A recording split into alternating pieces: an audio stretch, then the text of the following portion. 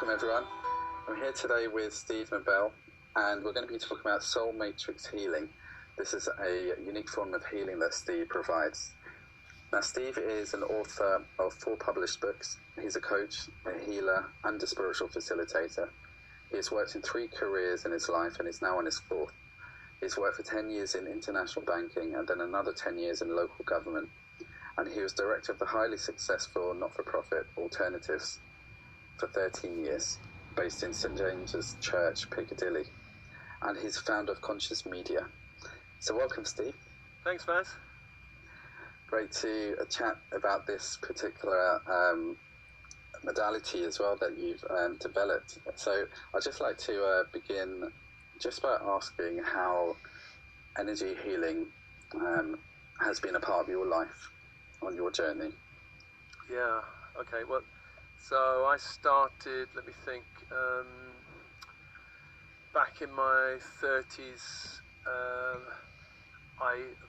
My journey kind of started when my father died, and then I was kind of thinking there must be more to life than this. Well, actually before then, when I was a teenager, I was very into spirituality, but there wasn't so much around, so eventually I kind of closed down and then just went into normal, you know, get a job, get married, and I did that. So then when my father died, there was a kind of explosion in me of kind of seeking, searching for something. I didn't know what it was. And one of the first things I come across was a woman who was, you could say, kind of into Wicca. She was teaching language, and but I soon kind of ditched the language and started learning tarot and crystal healing and all kinds of stuff, and she lent me all kinds of books. That led me to a crystal healer, and I was very drawn to crystal healing. I didn't know much about it. I read a book from this language teacher, and then I started going every week to this crystal healer. And really, this healer sort of opened me up. Every week she'd put crystals on me, she'd wave her hands in my energy field, and she'd do stuff. And then over time, I started to feel it, and I felt my energy started to open, and I could even say to her, I know where your hands are, even though my eyes are closed. I could sense where they were in my body. She'd say, tell me. I'd tell her, then she'd say, open your eyes, and they were there, you know. But they were too far away from my body to feel the heat of the hand, but they'll be like 3 feet away kind of thing. So that was the kind of proof that something was going on, because I needed some kind of proof that it wasn't just my mind making things up. So there was proof happening.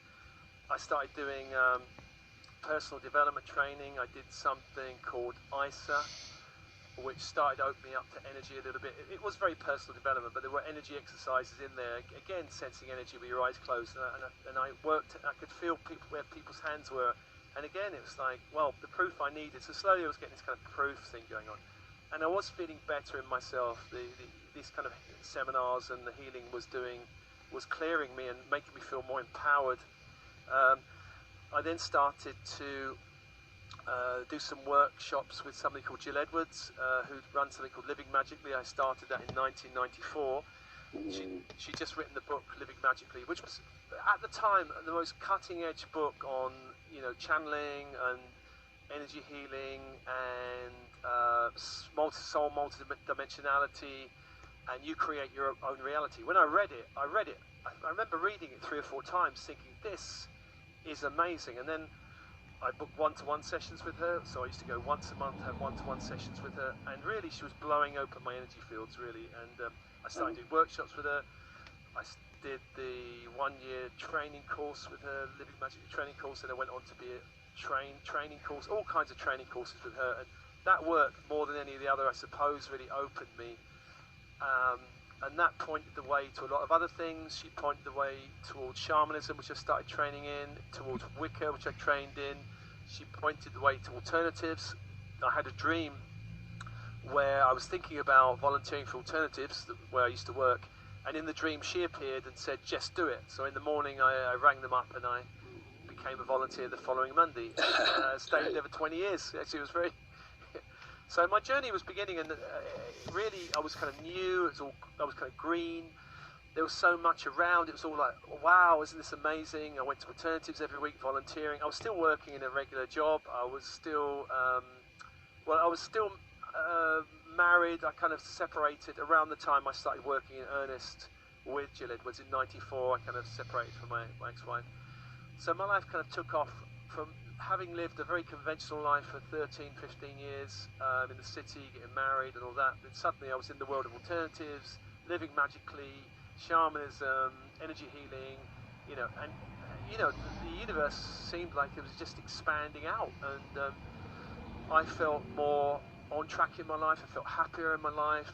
Of course, there were challenges in getting divorced and challenges in leaving the city, but by and large, I started to find myself more and more on track. I started doing lots of energy healing things, Reiki, Seichem. I did a lot of other healing courses. I became an energy junkie. I was like really interested. Some people go to restaurants. I used to go to training courses and go, "Oh, this is nice energy," Yeah. So that was kind of my way in back in the early 90s. And I mean, now 20 years later, I still feel I'm on another level of the journey. The universe again seems to be expanding, and there's new things. I created some matrix healing out of all the things I've learned in my past. I fused them together in a way that I wanted someone to do for me, but didn't quite do. So I thought I'll do it. And now here I am, kind of looking out, going, where next? Amazing. Yeah, it's an endless journey, isn't it? Endless journey, yeah. So regarding your soul matrix healing, so I know you've done some work also. You incorporate so many different forms in here. I know you've done some work with Oren and dBm, they've been a huge part of my life as well, awakening, and you've done quite extensive work with them. Yeah. Can you explain a little bit about soul matrix healing and how you designed this and came up with this unique way of working? Yeah, well, I kind of been working with a number of different systems and different models and different techniques and all the rest of it. So the first one was really Jill Edwards' work, Living Magically, and she synthesized spirituality and psychology. So like how the ego, the personality fits together, how she was the one who introduced me to Huna, the three selves, the kind of unconscious, conscious and higher conscious, and how that works. She introduced me to channeling and guides, and she pointed the way towards working with a lot of the stuff I did later, which was with channels like Lazarus. I connected with all the Seth material. The Oren and dBm, I did all the light body training, teaching the light body. I did a lot of their other courses as well. I did a lot of work with star beings, stargates. I worked through nearly all the levels of, I think most of the levels of Metatronic healing I've done. So these were two of the polarities, Living Magically and all the kind of star, angelic. I did a lot of work with angelic energies, with also when I did the kind of Wiccan work, I was also working with archangels in the directions, and I found they were very powerful, the 6 directions of above, below, east, south, west, north. And so I did that. I used to work every day with these angelic energies and just calling them and working with that. The other poles were something called spiritual response therapy, which is created in America by a guy called Robert Detzler, who's now passed over. And this is a brilliant system about the multi-dimensional nature of blocks and how to clear them. It works with pendulums and charts, so I've worked with a pendulum and all these charts, although most of them have internalized now and I don't really need the charts so much anymore. And this system, back in the mid-90s, I started, as I was on this journey of working at alternatives, I started to have the idea of I wanted to start doing public talks and workshops. So my first public talk was in around 96, I think it was. And I scheduled it with a friend who was very experienced. When I did the talk, I became almost, I couldn't speak. I said to her, I can't do this. I didn't know what came over me. It was some kind of really difficult, it wasn't, I mean, I have spoken in public before, but it was almost like a terror of speaking out about spiritual things. It was really strange. So my girlfriend at the time took me to see this healer who did spiritual response therapy, and this healer she's cleared all these blocks at a soul level, and it was an amazing session. And then I tried it out. I did another talk 3 weeks later. I was fine. So I realised actually she did clear a lot of stuff. It was quite amazing. So I trained in the system back in 96, I think it was. So that's nearly 20 years ago. So then on the other pole of soul matrix healing is more the grounded side. So I trained in coaching, NLP, voice, dialogue, and all these things gave me very grounded insights into working with language, neurological patterns, and soul timelines. So all of them together are kind of like a grounded and cosmic approach to clearing soul blocks and opening somebody up to where they want to go. But there's a very grounded element to it, because some people need the more grounded and other people need the more energy cosmic clearing. And, you know, there's usually a combination of all of it, really. So I fused the system. I didn't know if it could be fused, but I kind of found a way of doing it kind of intuitively. You know, I just asked, how can I do it? And then I got, yeah, this is the way to do it. And to be honest, although I've been doing all these things for many years, it feels like I'm on another level of the journey where I'm learning a whole new layer of what's going on at a soul level, really. Every client I get is a new, it seems to be a new set of patterns and interesting stuff. So I'm on a fast learning curve as well. Even though I've done it for 20 years, it feels like I'm on another level of it, really. Mm. Do you find that healing has evolved so much over the decades? Do you find that it's becoming more integrative now, because what you're offering is so multidimensional, and it offers on so many different levels, on this level, on the higher levels? And do you feel that as we move into, maybe it's to do with the shift that we're moving into and we're expanding, that more integrative approach allows us to heal more in a more expanded way? Yeah, I think the integrative approach is the way to go. I don't find so much of it, you know, the really kind of high cosmic soul clearing stuff combined with very grounded approaches, coaching, NLP, voice dialogue, and there are other systems. So, which is why I created it. But I have met a few people in my travels, particularly alternatives, which I felt did do both.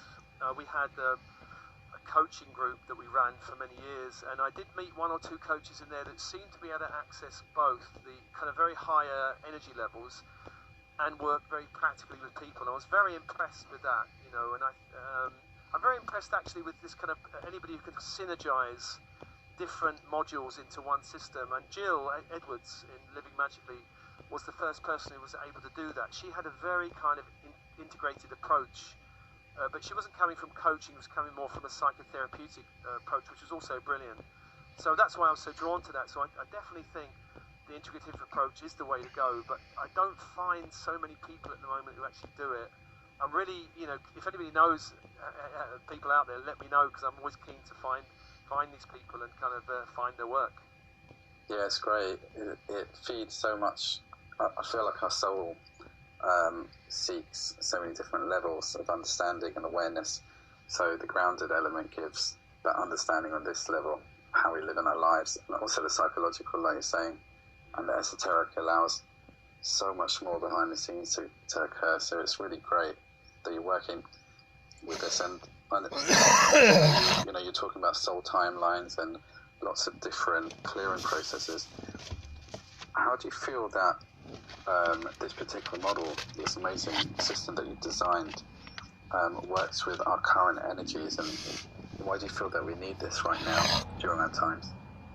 Oh yeah, well, I think the main reason is because we're going through this global shift, and so 20 years ago when I started to learn it, it was just really something for myself, really. I did it mainly to learn, you know, when I started to do SRT, spiritual response therapy, and work with Jill Edwards' work, and the guides and stuff. I came to the coaching much later. It was really for me. It was for my healing, for my clearing. But now we seem in the last few years to have hit a kind of real stepping up of the kind of energy, I would say. So in the last 2 or 3 years, myself, I've gone through a great challenging journey. I kind of wrote a book about it, about transitions. So on the other side of that, I realised lots of people are going through transitions. The kind of energies on the planet are shifting. There are a lot of people quite confused. I was very confused for a time about what's going on. There's a lot of people who need help with this shift. There's a lot of stuff going on in people's energy fields which are difficult, unless you've got somebody who's been through it and knows what it is. And it is a complex field, you know, working with energy. It's not like you get a book and go, oh, well, it's A, B, C. Sometimes it's kind of complex, but if somebody's got enough experience so they can work it out and help you. And when I was going through my own transition, I saw 18, I might have seen 18 to 20 healers, and only one or two were really able to really understand what was going on. So I realized that a lot of healers who were doing great work out there, weren't really able to help me with my shift, going through kind of awakening energy shift. They weren't able to help me going with clearing some of the stuff in my energy field. There was all kinds of stuff swirling around and going on in my energy field. I mean, in the transition, I had 10 days of blowing up all kinds of electrics and crystals and everything. So something really weird was going on, and nobody really could help me. So eventually I found one or two that were very good. Even SRT stopped working for a while, and so I've had to kind of upgrade it and shift it to kind of work out. Well, I went and saw 3 or 4 SRT practitioners to help me through my transition, and they didn't help me, so I was a bit worried about that. So now there's a lot of karmic energy being cleared on the planet. You know, the world is in a bit of chaos. We see what's going on in the world. There's lots of people going through their own transition process or their own awakening process, and some of them are a bit scared, going, well, I don't know what this is. So, you know, you really need somebody who's on the other side. And there are a few people who've gone through this process and who can help nowadays. I'm not saying this is the one and only system. There are people around. But I think in the healing profession at the moment, if you're going through an awakening, big shift, kind of lots of karmic stuff going on, you know, it may be not every healer might be able to know what that's all about, you know. So SRT deals with stuff in kind of the energy field, what's going on. You know, sometimes we get overloaded, sometimes our circuits blow out, sometimes the energy field gets disrupted, sometimes our energy fields get misaligned, sometimes we get interference in our energy fields. You know, there are kind of forces which can come in and interfere. I found, particularly in my journey, I had a lot of, you could say, dark interference over the last 5 years. Entities and all kinds of stuff, which were really, you know, took me a lot of work to clear all that out, really. So, yeah, so there's a lot going on. Yeah. So do you find that people who are open more tend to attract this kind of energy, these lower denser frequencies? People going through a shift can attract this energy, but actually there's a karmic element to it as well. Not everyone is attracting those kind of... I mean, there's a scale of... a spectrum of darker energies from, you know, you could say something in your energy field that's just kind of there and a bit blocking. You know, it could be just somebody you picked up from the house you live in who kind of died there. You know, that's not going to be a severe difficulty. But there's a whole... on the other end of the spectrum, there's very, very negative entities which are kind of around, and but not everyone has to deal with them. I think it's a karmic thing. I think something I came in this lifetime to clear. So it's not to worry everybody going, oh my God, I'm gonna have this. You'll know it if you've got it.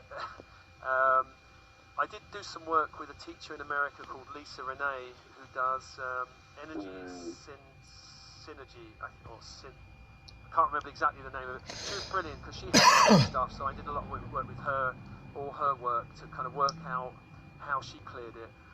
I mean, eventually I've cleared it, but there are some people who incarnate, who've got contracts with, you could say, the dark side, who've had other lifetimes with kind of darker energies, or contracts with darker energies, and in this lifetime they're all coming up to be cleared, really. But it's not everyone that has it, so don't worry. Don't try and kind of create another problem for yourself if you haven't got anything like that. If you've got it in your energy field, you know it.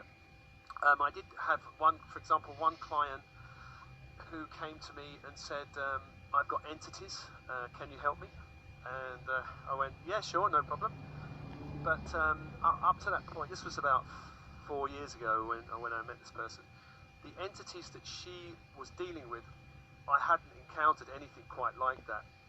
It was a bit like dealing with kind of psychic SAS, you know. It was, and then when I said to her, I said, "Oh my gosh, what are they?" And so then they came back the following night, and I was ready for them, and I cleared them out quite quickly. But this particular client has had a lot of karmic stuff that she's had to clear with these beings, and I think she's clear now. But it took several months, really. That was very unusual. Most people, it's not that difficult. Yeah, that makes a lot of sense. Yeah. Now, with soul matrix healing, you say that you work with the laws of grace. Could you explain a little bit about these laws and how you work with them? Well, the laws of grace, there's lots of spiritual teachers talking about the laws of grace.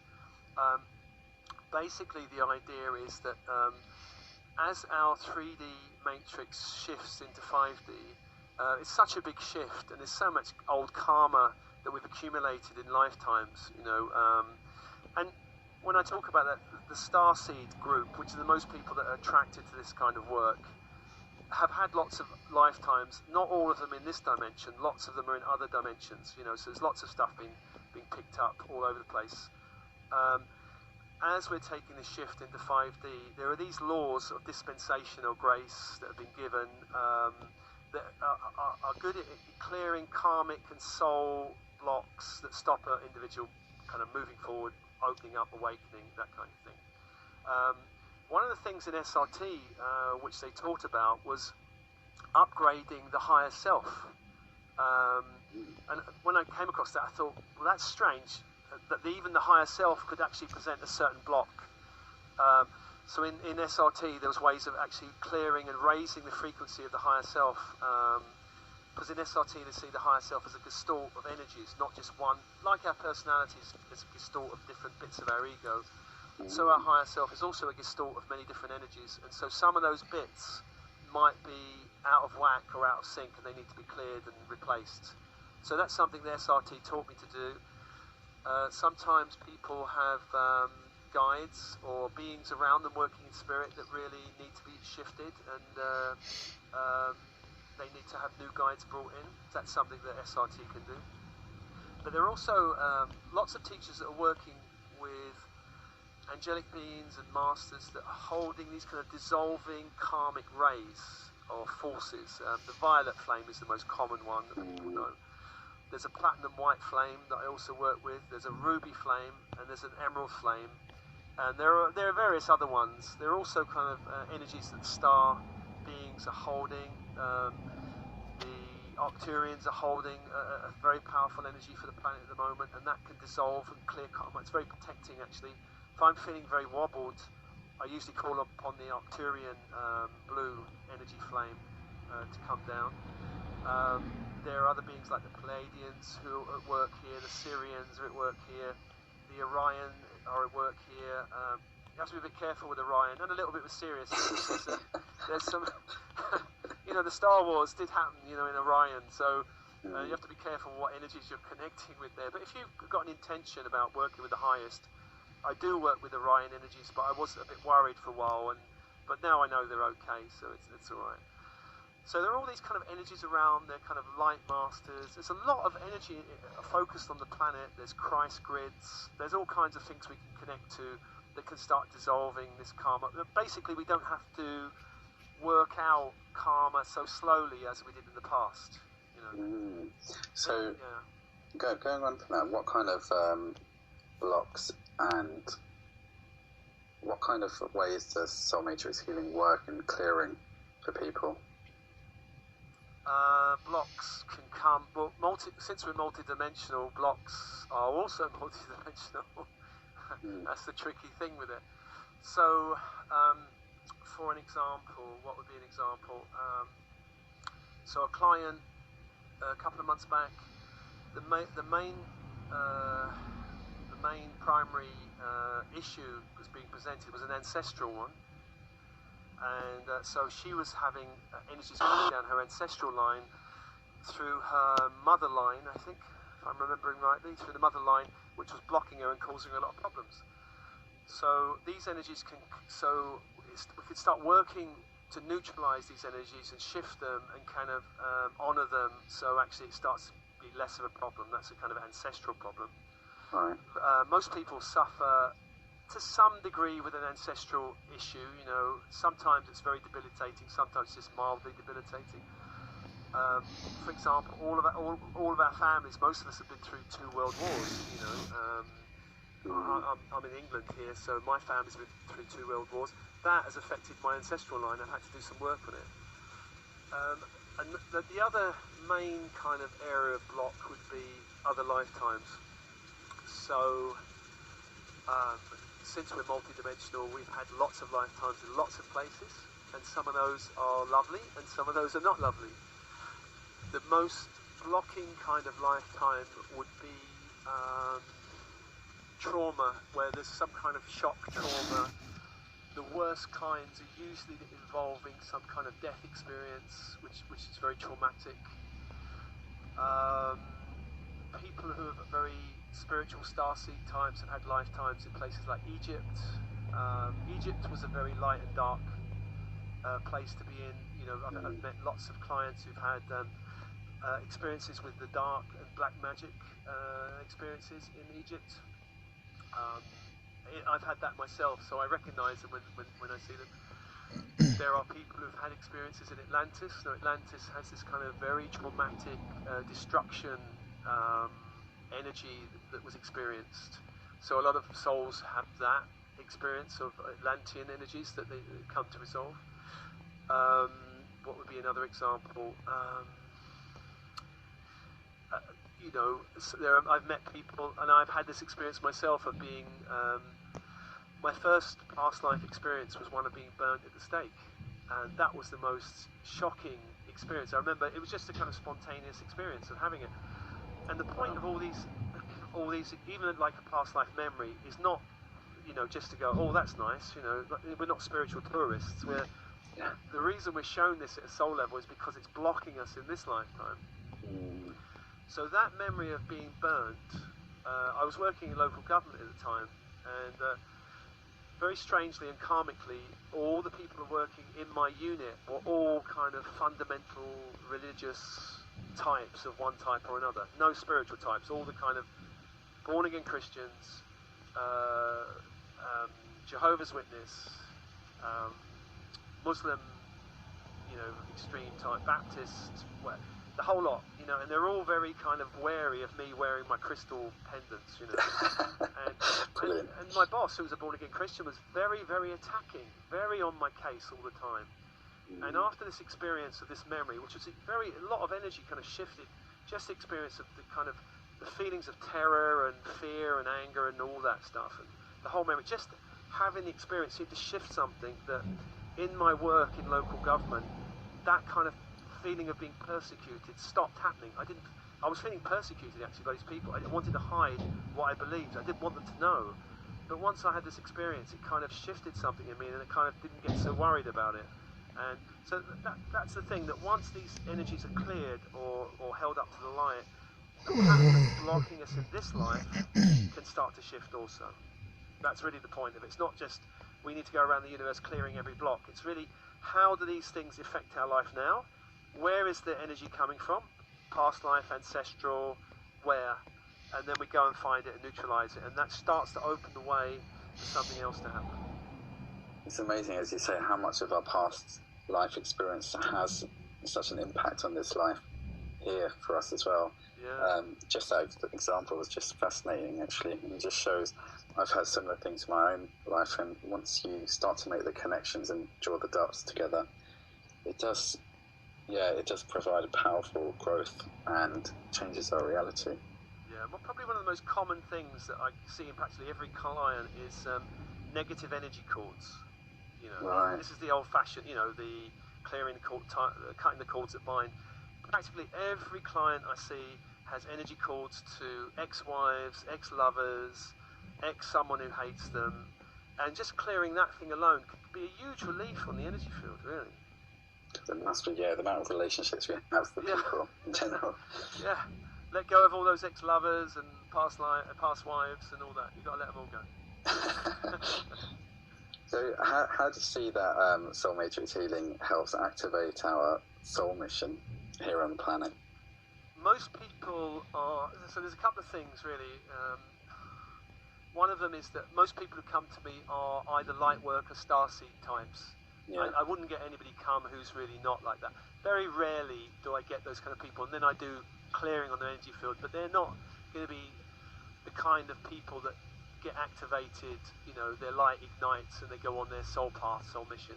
They're really coming for help, you know, ease some tension, ease some difficulty, and then they kind of basically go back to a kind of life which not much different happens, but they feel better, you know. But a starseed comes because they want to activate, they want to get on track, they want to find out where they want to go. A lot of people come because they kind of feel frustrated or unhappy in their, you know, their general direction. Clearing the blocks tends to start also clearing some of the confusion around which way should I be going, what should I be here to do. Often, not always, it can be quite obvious from the outside about where their soul mission is, where they're heading for. So I had a client today, and her soul mission was clearly and obviously about being a healer. And there's one or two other bits to that.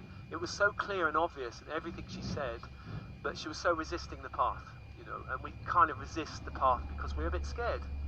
Yeah. And partly that fear can come from other lifetimes where we've been on our path, and actually some force, some controlling hierarchy has stepped on us and go, no way, you know, Jose. If you think that we might have been blocked by, you know, particularly in the past, I think religious organizations, or it could be political, military organizations. The Roman Empire used to be quite good at stepping on people. You know, the early Christians were getting thrown to the lions. Or there was crucifixion and all this kind of thing. In later times, medieval times, it was the church with the state burning people. So if you think about history, you know, shamans were killed by a communist government in the early times of the communist revolution. So there's been kind of the shamans, the healers, the kind of switched on people, the seers. They usually get kind of bumped off if the kind of matrix of the planet's a bit dark. So we're in a kind of dark Kali Yuga period for a while, and so it's never been really safe to switch on your light too much and get on your path. But now, in this period of confluence of shift and change, now is the time to do it. So it's clearing away the blocks and helping somebody kind of recognize where they need to go. So that's how I kind of help them really, and get the kind of angelic forces to activate their kind of light body and their energy bodies, and off they go. Wow, this is fantastic work. Yeah. And as you're working with people over the years, I just wanted to ask, have you noticed a shift in people's energies, because you're working in such an intimate way on an energetic level? Have you noticed a change in people's energies over the years during this time, these particular times? I'm kind of biased now because my energy shifted so much in the last 5 years that Right, yeah. I really am noticing it a lot more. Whereas, but I actually do feel that that at this time it probably is speeding up and accelerating. So I'm meeting a lot of people who just seem right on the edge of shifting or really on the path, whereas 20, 30 years ago it took a lot more energy to get going. So now, even though the energies are more volatile, there's much more push, there's much more, people are feeling that soul push to get on their path a lot more, and they feel it as this tremendous tension or frustration. And I think also, since the old 3D matrix is breaking down, the forces in place are not quite as strong as they were. They might seem even stronger because there's a lot of nonsense, you know, the military with their machine guns and the police sirens whizzing up and down after Paris. But actually the energies on the planet, the darker energies, are not quite as strong, so it's a bit more easier to get out there. Also because a lot of people have taken the journey over the last 30 years, so for people starting it now, there's a lot of examples of other people doing it. There's lots of books being written. So back in 1999, a friend of mine, Nick Williams, wrote a book, The Work We're Born to Do. So in 1999, it's a revelation, you can do the work you love, you know, in England. Hardly anybody's heard of that as a possibility. Now, the corporate world have kind of absorbed it, haven't they? You know, we want to, I've seen it in some corporate settings about, they've got to speak anyway, whether they're actually doing it in practice. Yeah. But a lot of people are talking about wanting to be inspired in their work, you know, wanting to do the work they love. So that wasn't a conversation people had 30 years ago. So that kind of is in the matrix now. And there's a lot more examples of that. You know, in my parents' day, people married for life. The divorce was unheard of. Nowadays, you know, if you and your partner are not on the same path, it's a lot less forces around you blocking you from actually stepping out and stepping on your path. Of course, it's still painful and challenging, but the cultural forces are not so difficult. So I think people are accelerating in their growth and in their awakening. And I do believe in the next few years there's going to be millions kind of waking up, partly because of things which are going to happen in the world, which are going to kind of awaken them. Difficult things, I think, you know, things that we've been talking about that are going to happen on the world stage, that are happening already. You know, the situation with the refugees crisis and Syria and all these things are a huge wake-up call for a lot of people when they look at that and going, I don't think I can live this kind of 9-to-5 life when all this stuff is going on in the world, you know. So the dark side, all these kind of darker things are also waking people up, which is the point of it, really. Well, fantastic work you do, Steve. So I'd just like to give people some links here. I know you do some one-to-one sessions around this. Is there a website they can come to and a particular link to get in contact with you around? Well, in the moment, it's my website, which is stevenobel.com, and it's Steve and then nobel.com. I am building a new website called thesoulmatrix.com, but that's not up yet. That'll be in the new year. So probably the best one is stevenobel.com. They'll find me. And sessions one-to-one are usually Skype or face-to-face. If they're in London, face-to-face is better. Fantastic. And you're going to be sharing this wonderful work with people as well, and training people on how to actually work in this multi-dimensional way. Is that right? Yeah, so the brilliant and most wonderful London College of Spirituality next year are doing an amazing training sessions with a number of things, and Soul Matrix Healing is to be one of those training modules, and I guess you'll let all the people know about that in time, but I'm very excited about being part of that, so yeah, very excited. Yeah, it'd be great to share that for people to know. Well, thank you, Steve. It's been a great chat, and I love this new way of healing that you've got here. I think integrative healing and just bringing all those elements together provides people with such a new form of moving through their stuff, really, and transforming and activating. So thank you for bringing this to us and sharing your work.